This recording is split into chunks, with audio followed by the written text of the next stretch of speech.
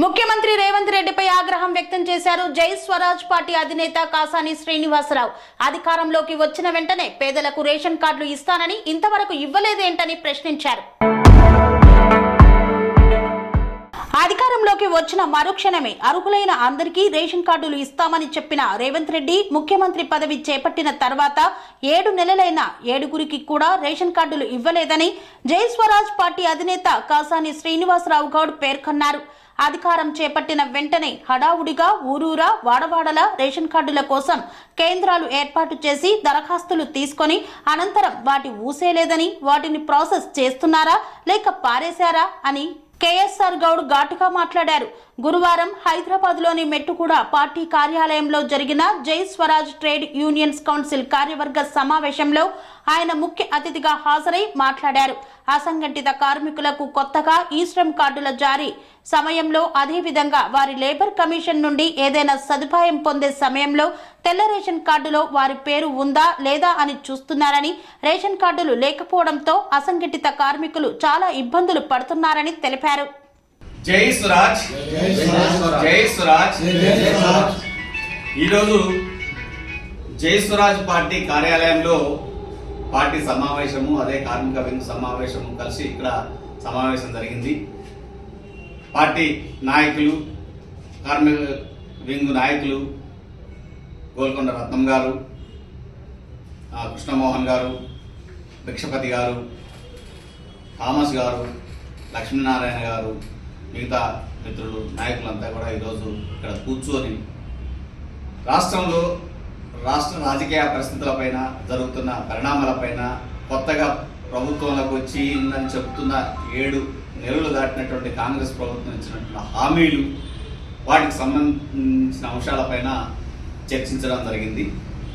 అయితే ప్రధానంగా ఈ రాష్ట్రంలో కాంగ్రెస్ ప్రభుత్వము, రేవంత్ రెడ్డి సీఎం, తాను సీఎం కాకముందు ఈ రాష్ట్ర ప్రజలకు అనేక హామీలను ఇచ్చారు. అవి నీటి మీద రాతల లెక్క మారుతున్నాయి అనేది జై స్వరాజ్ పార్టీ ఆలోచన విధానం భావించడం జరిగింది. ఎందుకంటే మేము వచ్చిన మరుక్షణమే ఈ రాష్ట్రంలో ఉన్న అందరికీ కూడా, అర్హులైన అందరికీ కూడా రేషన్ కార్డులు ఇస్తామని చెప్పారు. 6 గ్యారంటీలు, ఇంకా రకరకాల పథకాలు ఉన్నాయి. అన్నిటికీ ప్రధానము రేషన్ కార్డు. ఏ పథకానికి పోయినా నీకు ఉన్నదా రేషన్ కార్డు అని అడుగుతున్నారు. తెలంగాణ రాష్ట్రం వచ్చిన తర్వాత ఆనాటి బారాస ప్రభుత్వంలో మొదట్లో కొంతమందికి ఇచ్చినట్టు నటించి కొందరికి ఇచ్చేసి వదిలిపెట్టింది. 10-15 ఏళ్లుగా ఈ రాష్ట్రంలో సరిగా రేషన్ కార్డులు ఇవ్వటం లేదు. ఈ రేషన్ కార్డులు ఇవ్వకపోవటం వల్ల అనేక రకాలైనటువంటి ప్రభుత్వం నుంచి వచ్చే పథకాలకు కానీ లేదా ఇతర సదుపాయాలకు కానీ సామాన్యుడు అప్లై చేసుకునే పోయేటప్పుడు రేషన్ కార్డు మ్యాండేటరీ అంటున్నారు. రేషన్ కార్డు ఏమో వారికి లేదు. లేని సందర్భంలో పేదలకు ఆ పథకాలు వర్తించక నష్టపోతున్నటువంటి వాళ్ళు చాలామంది ఉన్నారు.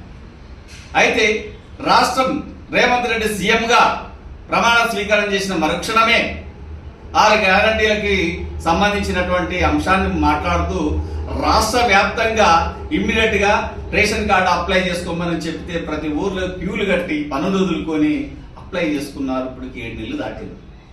7 నెలలు ఇంత మటుకు 7 కార్డులు కూడా ఒక్కరికి ఇవ్వలేదు. ఇది ఎంత దుర్మార్గం! నువ్వు పొద్దున్న లేస్తే ఇతర పార్టీ నాయకులను గుంజుకోవటము, ఇతర మీటింగ్లకు ఉరకటము, లేదంటే నీ అధిష్టానం ఢిల్లీలో పిలుస్తుంటే ఇప్పటికి 17 సార్లు ఉరికొచ్చినావు అటు ఇటు ఇటు.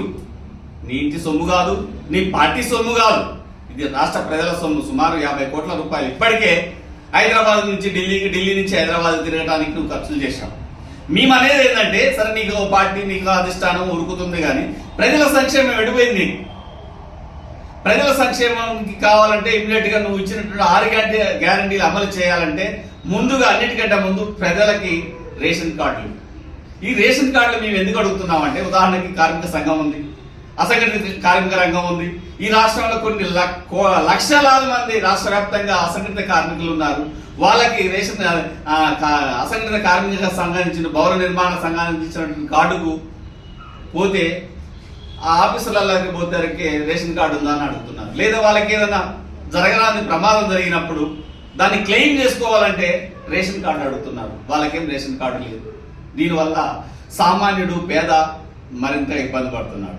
పైగా రాష్ట్రం వచ్చిన తర్వాత నీ 6 గ్యారంటీలు అమలు చేసేటప్పుడు కూడా ఎవరికి ఏది అర్హత ఉందో చెప్పాలంటే ముందు ప్రధానంగా ఉండాల్సింది ఏంది? White card, pink card. నువ్వు కార్డులు అయ్యేవైతే మరి అప్లై చేసుకునే ఉపయోగం ఏముంది? కాబట్టి జై స్వరాజ్ పార్టీ చాలా స్పష్టంగా డిమాండ్ చేస్తుంది. ముఖ్యమంత్రి రేవంత్ రెడ్డి ఇమ్మీడియట్ గా నువ్వు ఢిల్లీ తిరుగు, మీటింగులు పెట్టుకో, ఇతర పార్టీ వాళ్ళని అన్యాయంగా గుంజుకో, చట్టాలకు వ్యతిరేకంగా గుంజుకో, ఇవన్నీ పక్కన పెట్టు. కానీ ప్రజల పరిపాలన ఆపకు. ఎందుకో వాళ్ళ నువ్వు అటు చేసినా ఆ పని మీద ఉన్నా నీ ఆఫీసర్లు అయితే ఉన్న ఉత్తగైతే ఉండరు కదా, వాళ్ళకి చెప్పు, వాళ్ళు తీస్తారు కదా. కాబట్టి ఇంకోటి రేషన్ కార్డు అంటే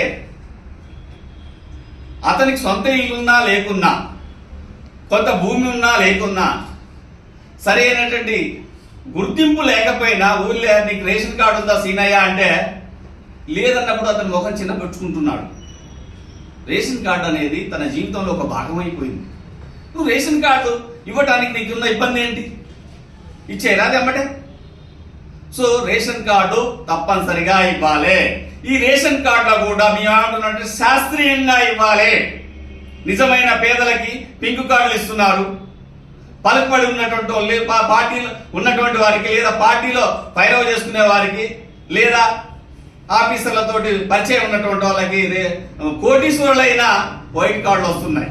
మీ మినిస్టర్ ఇటీవల మాట్లాడుతూ ఓ సందర్భంలో 10 లక్షల పైగా అనర్హులకి రేషన్ కార్డులు ఉన్నాయని. సో అందుకని ఏమంటున్నాం అంటే శాస్త్రీయ విధానంలో ఇమ్మీడియట్ గా ప్రతి కుటుంబానికి పింక్ కార్డా, వైట్ కార్డా, వైట్ కార్డు అర్హత ఉన్న వాళ్ళకి తప్పనిసరిగా వైట్ కార్డు ఇవ్వాల్సిందే. ఇవ్వటంలో ఎలాంటి జాప్యం చేసినా ఇది ప్రజలు ఏమాత్రం క్షమించరు. రోజు రోజుకి మీరిచ్చే అదేంటి సబ్సిడీ, గ్యాస్ సబ్సిడీ పొందాలన్నా వైట్ రేషన్ కార్డు కావాల్సిందే. బిలో పావర్టీ లైన్ కింద ఉండడా లేదని తెలవటానికి. సో ఇవన్నీ కోల్పోతున్నారు. కాబట్టి ఇమ్మీడియట్ గా రేషన్ కార్డు అందరికీ ఇవ్వాలంటున్నాము. వీటిలలో ఈ రేషన్ కార్డు ఇచ్చిన తర్వాత 6 గ్యారంటీల అమలు దాంట్లో భాగం చేయాలి. నెక్స్ట్ ఈ రేషన్ కార్డులు ఎవరు? కేసీఆర్, రేవంత్ రెడ్డో, కాసాం శ్రీనివాసరావు గౌడో, పుల్లయ్యో మల్లయ్యో వచ్చినప్పుడు ఒక పండగలకు ఇవ్వటం కాదు. ఇది ఒక నిరంతర ప్రక్రియగా ఉండాలంటున్నాము. సామాన్యుడి లేదా పౌరుని ప్రాథమిక హక్కు నాకు రేషన్ కార్డు. ఏ కార్డు వస్తుంది? వైట్ కార్డు వస్తుందా, పింక్ కార్డు వస్తుందా? అతనికి ఉన్న అర్హతను బట్టి, అతను ఉన్న స్టేటస్ ను బట్టి ఇస్తారు. నిరంతరం ఇవ్వడంలో మీకున్న అభ్యంతరం ఏంది? ఆయన 10 ఏళ్ళు ఆపిండు, నువ్వు 6. Sun life multi speciality hospital ప్రజలకు నిరంతర వైద్య సేవలు అందిస్తున్న hospital. Diabetology, stem cell physician లో ఇండియాలోనే మొదటి డాక్టర్ గా పేరుగాంచిన డాక్టర్ విజయ్ భాస్కర్ గారు అత్యాధునిక విజ్ఞాన పరిజ్ఞానంతో అంతర్జాతీయ ప్రమాణాలతో సామాన్యులకు సైతం అందుబాటులోకి తెచ్చారు sun life multi speciality hospital ను. అనుభవజ్ఞులైన వైద్యులతో అన్ని రకాల వైద్య సేవలు, ఆపరేషన్స్, సర్జికల్ ఎమర్జెన్సీలు, ప్లాస్టిక్ సర్జరీలు, చికిత్స అందించనున్నారు. 24 గంటలు అందుబాటులో ఫార్మసీ మరియు అంబులెన్స్ సౌకర్యం కలదు. సంప్రదించండి sun life multi speciality hospital, Dammaiguda. Contact number 8121678234, 9700971100.